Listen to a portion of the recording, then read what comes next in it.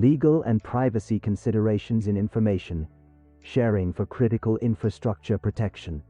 When sharing information for critical infrastructure protection, it is essential to address legal and privacy considerations. These considerations ensure that sensitive data is protected, rights are respected, and the process remains secure.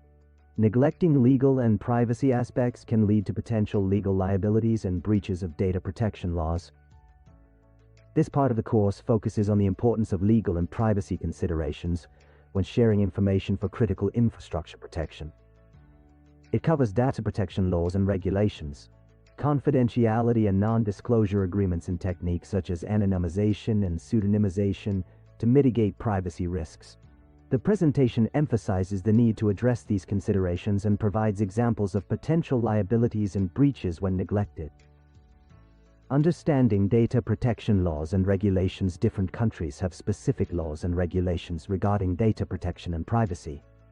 Before sharing any information, it is crucial to understand and comply with these laws. Examples of such regulations include the GDPR, General Data Protection Regulation, in the European Union, the CCPA, California Consumer Privacy Act, in the United States, and the PIPEDA, Personal Information Protection and Electronic Documents Act, in Canada. Familiarize yourself with the relevant legislation in your jurisdiction to ensure compliance.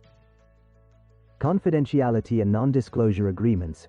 Confidentiality and non-disclosure agreements, NDAs, are legal contracts that protect sensitive information shared between parties. These agreements enforce the obligations of trust, confidentiality, and non-disclosure, ensuring the information remains secure. When entering into an information sharing arrangement, parties should establish NDAs to preserve the confidentiality of the shared data and protect each other's interests. Anonymization and pseudonymization. To protect privacy while sharing information, consider anonymizing or pseudonymizing the data. Anonymization involves removing personally identifiable information from the dataset, making it impossible to identify individuals. Pseudonymization allows for data encryption or the substitution of identifiers with temporary ones, ensuring privacy while still allowing for analysis and research purposes. Applying these techniques helps mitigate privacy risks when sharing critical information. Data sharing consent and informed consent. When sharing information for critical infrastructure protection, it is vital to obtain appropriate consent from the data subjects involved.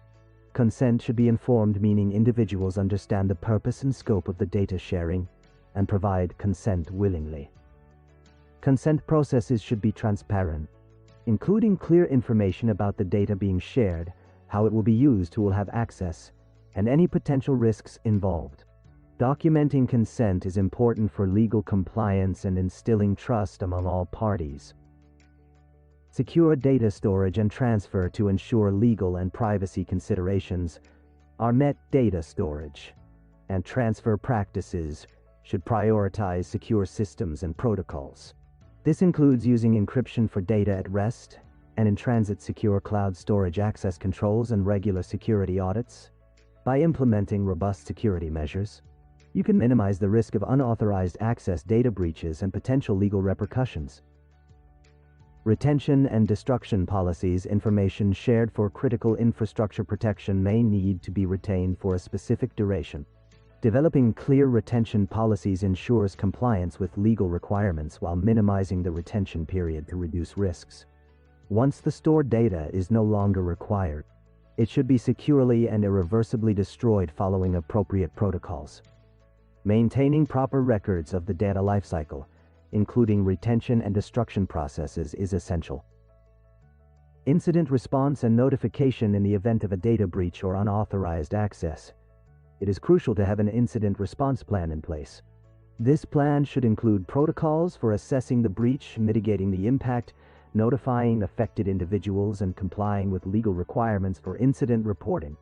Swift action during a breach shows a commitment to protecting data and maintaining public trust. In conclusion, legal and privacy considerations are paramount when sharing information for critical infrastructure protection.